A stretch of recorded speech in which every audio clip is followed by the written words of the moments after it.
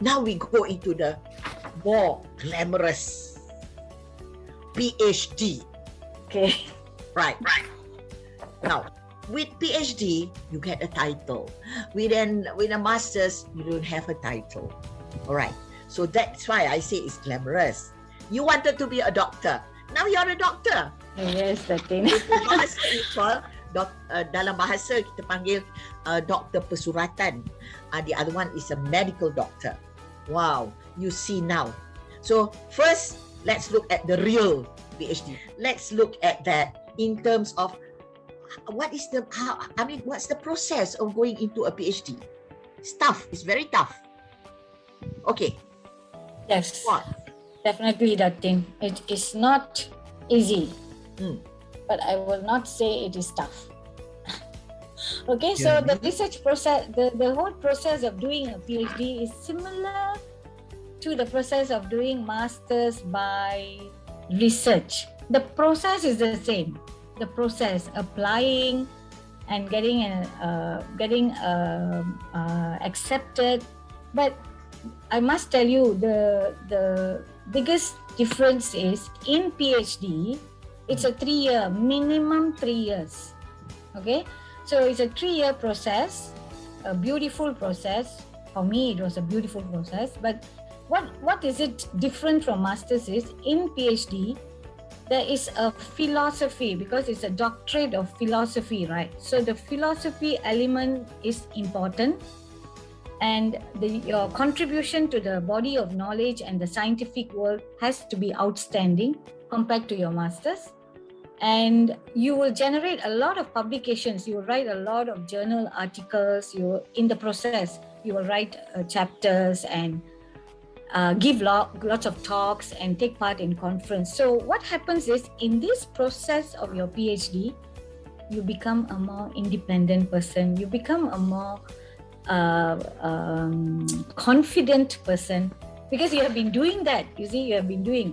So doing a PhD is like where you are thrown into not a river, you're thrown into the ocean. Wow. You're thrown into the ocean and please come out yourself. I will come and help you when you come near the beach. The supervisor will say, yes, I will help you. But when you're in the middle of the ocean, try to come beside a bit, I will help you. So it is very, very independent research. So in the process, you become a better person, you become a humble person, you become very knowledgeable in your area. That's one thing we all must remember. They always show this small finger. They say you will know everything about your area only because you go in depth about your area. That's why if you talk to a PhD person who has done specifically on stem cells, she will know everything about stem cells. You just ask her about vitamin B or vitamin A, she might just smile at you. Because that's what a PhD is. In-depth study. Depth study. Of a small area. Okay, but does it have to be original in the sense that nobody has done a PhD in that field? How do you ascertain that is an original research that you are going into, or original? I don't know what you call it, a thesis thesis. It's called a thesis, right? Thesis, yes. Okay. So yes, one of the first major criteria when you start talking to your supervisor is she will ask you, okay, what is your contribution to the body of knowledge or the scientific world? So you must be able to say, so and so has done this, so and so has done that, but nobody has done this. So it has to be, I agree with you, it has to be original research, and it has to give a new contribution to the scientific knowledge. So definitely you can't, you can't keep on coming out with new research, but your research must give a new contribution to the body of knowledge. So let's say somebody has done a study on 5 factors why online learning is important in this current pandemic. That means so many people have done this study. If you go into Google and you Google COVID-19 online satisfaction, there's so many studies. Okay, but they all didn't look at the variable called mental health. Contoh lah, example. So you are the one who is going to look at that. So that is your contribution. Okay. So there has to be a new contribution to the body of knowledge. Okay. Having said that, once you say you want to do this, the thing is you decide. But then when you put it up do you have to put it up to your supervisor to say whether the supervisor say, yeah, but the supervisor must be very knowledgeable in that area to be able to say whether that is an original idea or somebody has done it, but you can also argue because it's a matter of perspective. You can argue and say, yeah, but it's only at that, like mental health, it's only at that point. I'm going to do further than that. Now, how do you as a supervisor, confirm that or agree to that or disagree to that? Very good question, Datin. I like the way you asked. You are right. You are actually very right. That's why one of the main things when you're doing your PhD is actually getting the right supervisor. It is so important. It is just so important. In addition to getting a good university, finding a research area, I tell you the most important is supervisor. So if you want to do research on a particular area, you must explore and see who is good in that area. So either she or he must be good in that area or that methodology, either one.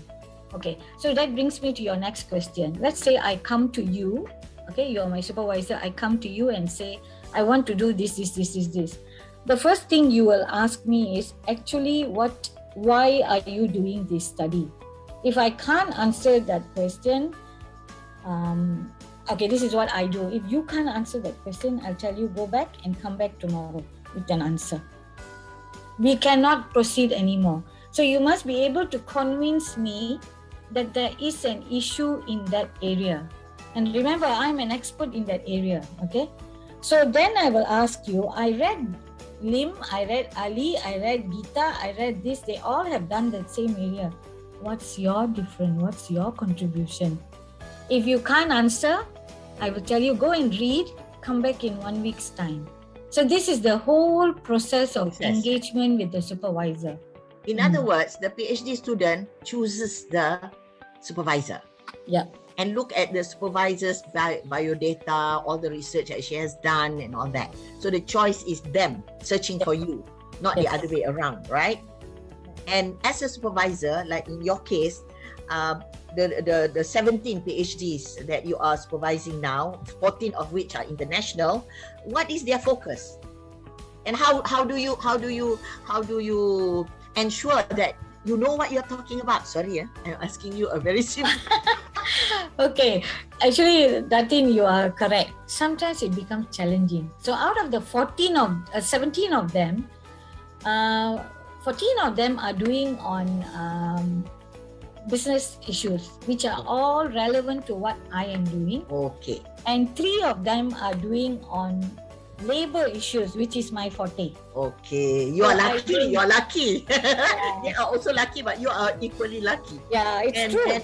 And that would mean when they finish their whatever, PhD, I don't know what thesis. you call it, your PhD, the thesis, it's something new and original that they're coming up with. Yeah. Now, my next question, you, having said, you are labor and economics and all that, and all these years you have been, how many PhD students have you really supervised in total in your career in UiTM, for example? Oh, okay. So that one is a question which is a little bit tricky because every university you go, there's a policy. Mm-hmm. So one of the policies is after you have finished your PhD as a lecturer, after I finish my PhD, they won't give us a student until 3 years.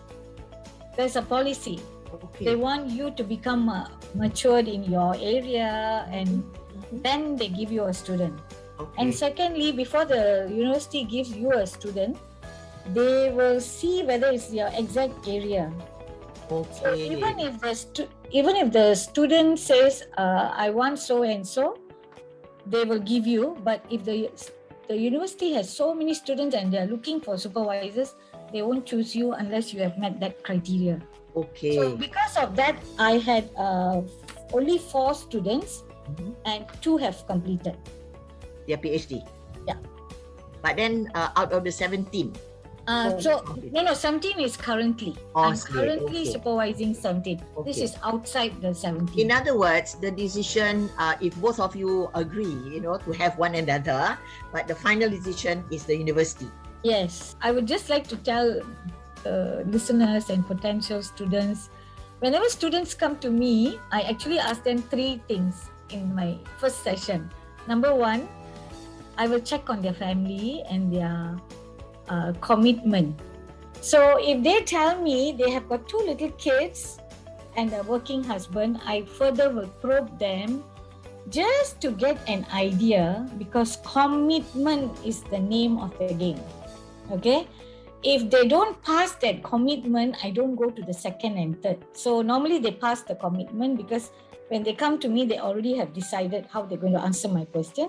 Second, I ask them to really think about the opportunity cost that they are going to go through in the minimum 3 years, opportunity cost. And last, I ask them, are you all prepared for the finance?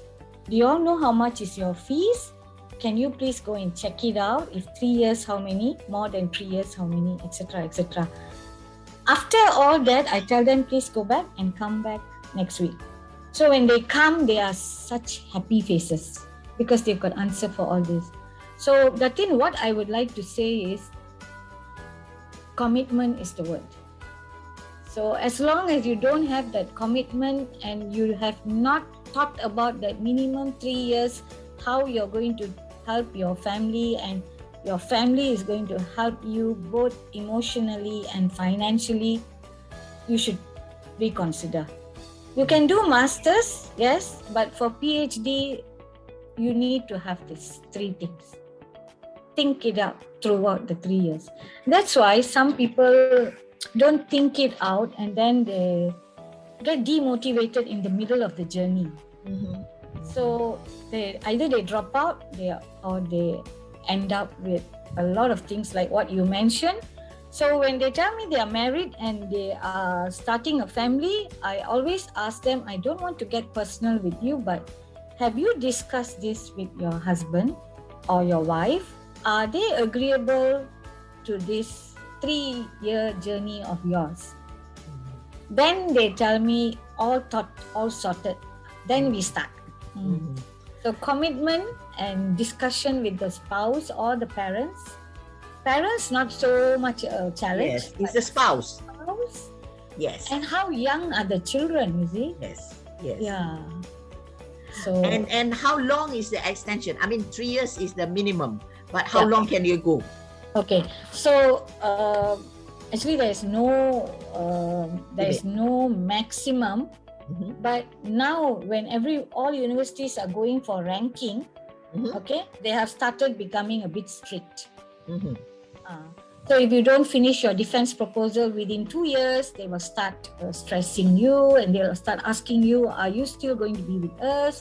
I know Australian universities, if you don't finish within a certain Australia and New Zealand, they will just kick you out.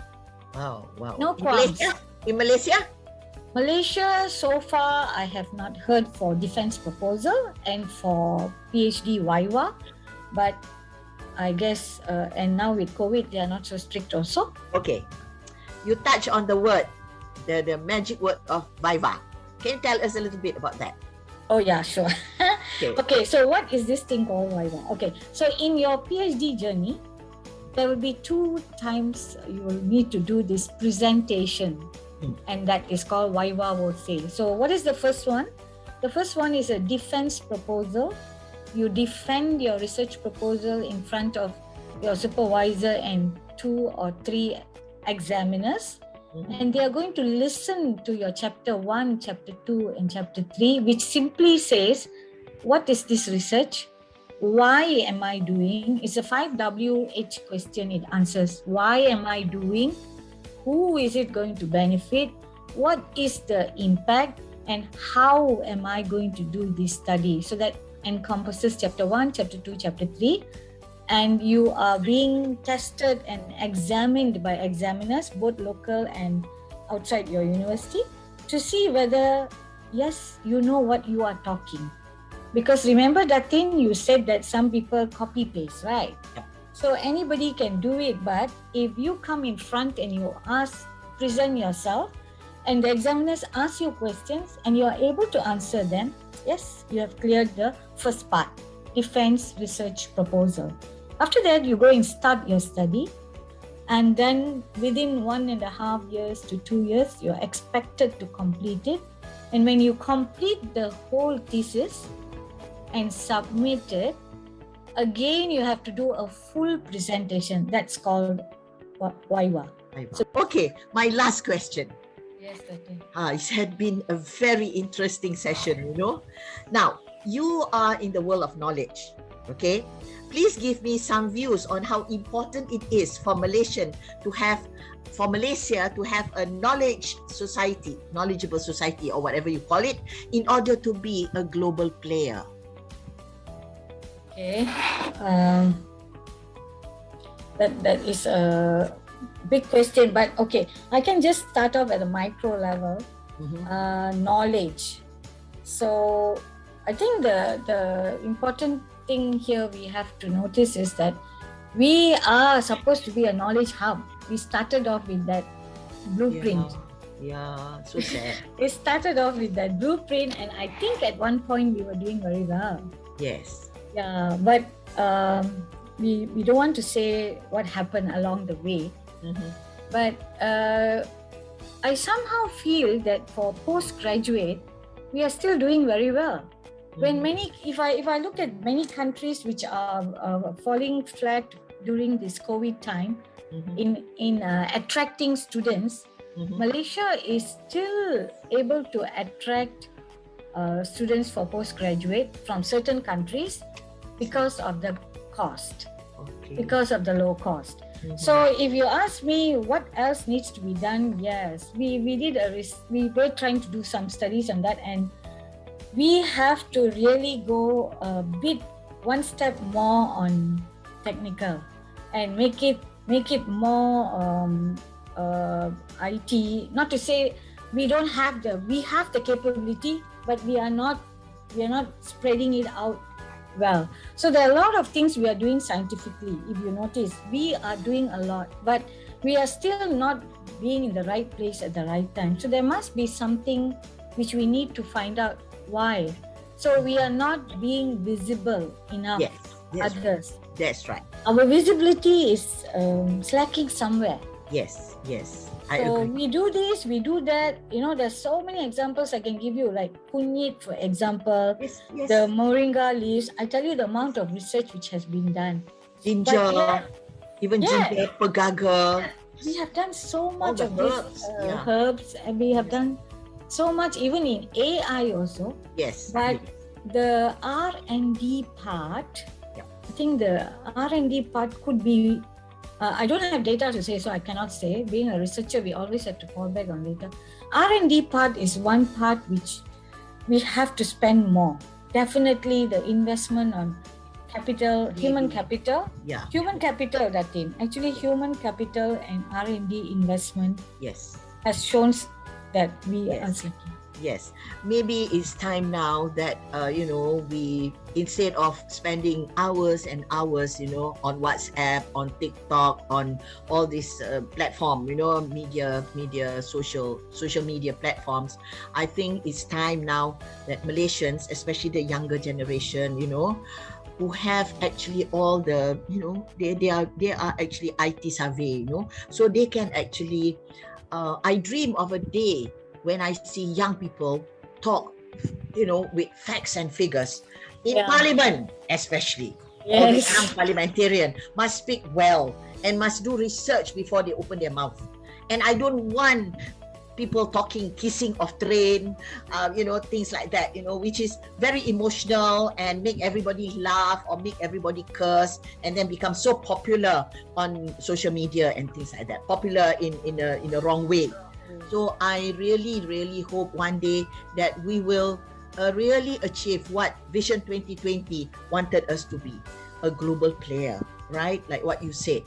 And I also wish one day that there will be an NGO made up of all the PhD students or people with PhD, and try to come up with, we have a council of professors, I think, but I would prefer PhD students, and one day we can have a congregation or a big webinar or a big seminar where all the various, universities contribute and give us 10 of your best PhD, original thesis or whatever, and let's all share this.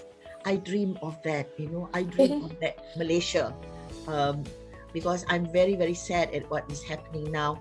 A lot of it is caused by emotions, rather than thinking straight, logically, and based on facts and figures.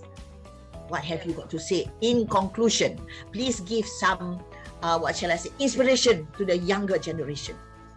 Actually, Datin, you're very right when you say that people are more emotional than sentiment. They don't use sensible. They are so much emotional. Even though you say young ones, even our young ones, actually some of them are so brilliant. They are so smart. But when they meet the peer who are so emotional, they become like them. Mm-hmm. So we lose a lot of these young talents for the wrong things. Mm-hmm. So we are also having an out drain. If you see, last time they call it brain drain. We're having a lot of brain drain. I know. I'm so sad. The brain drain hasn't stopped. If you read recently what has been happening, this Malaysian did this, Malaysian did that, but they are not Malaysians anymore. They are all over the world. Yes. So actually this happened in India also. A lot of brain drain happened in India. But the difference is they still come back and call themselves Indians. Yeah. But here, they are so happily, we have lost their brains. We just... Yes. So, I agree with you. You have to dream. You have a dream. We all have a dream, and we have to dream before our dreams can come true. So, what I would like to tell all the young ones out there is that whether you are doing a master's or a PhD, this is a journey. It's not a destination. It's a journey. And in this journey, we learn a lot of things. And it's us. It's up to us to make it a beautiful journey. And at the end, we will see a success and we'll be so satisfied with it. And it's just not us, it's our spouse, our children, and our parents. I always tell my students one thing. You have to learn 3 values in all my classes. There's one thing I tell them, 3 values. That's why my students say that I'm very unique. And I was teaching in UITM, so all my students, but there's one thing they all tell me in this last 19 years. I was just thinking, why is your class so unique? Number 1, because you taught us gratitude and you taught us respect. So now we respect our parents so much. So it's so beautiful to hear that. Yes. And then they say that I taught them humility. Because even though they are students, when you come to class, they have to wish me. Yes. Okay. And third and most important, even though I'm a Hindu and they are Muslims, I taught them to believe in God. So they said that even though we are different in race and religion, but you taught us that we have to believe in God to become a better person. So what I would like to share with these students who are listening to me, these 3 values have to be with you all the time: gratitude, respect, humility, and believe in God. So if you have these 3 values, I think you will raise up. You have opened the scene, for them to understand what they are going to face if they want to go for their master's or PhD. Last but not least, before I thank you, Dr. Gita, you have something to show to the audience. Please show that book. Okay, Datin Fauzia and Yes. everyone else. This was a book we wrote on experiences of 10 of us lecturers on their PhD journey Mhm. and the challenges they went through. So what I would like to highlight here is whether you are doing your master's, your PhD, or your any degree you are doing, you will go through challenges. But somehow 90% of students who are doing their PhD will have one challenge. Definitely. If they don't have a challenge, something is not right. Everybody will have a challenge. But the important thing we highlighted in this book is go through it, embrace it, and when you come out of it, life is so beautiful. You've got Yes. a doctor in front of you, and you are seen so differently, and you see the world differently.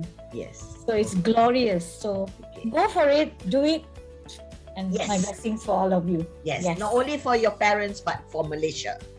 Yes, Right. Okay. Malaysia too. Thank you so much, Professor Dr. Gita Subramaniam, for that fantastic session. And I hope the listeners will benefit from this session, this particular session. And I wish all of you all the best, particularly those of you who are contemplating into going to do your master's or your PhD. Once again, Dr. Gita, thank you very much and have a good day. Stay safe, stay home, stay in front of your laptop. Okay, bye-bye. Thank you, Datin Fauzia. Thank you for this Okay. opportunity. Thank you, Alright. everyone. Wish you all the best. Okay. Bye. Bye.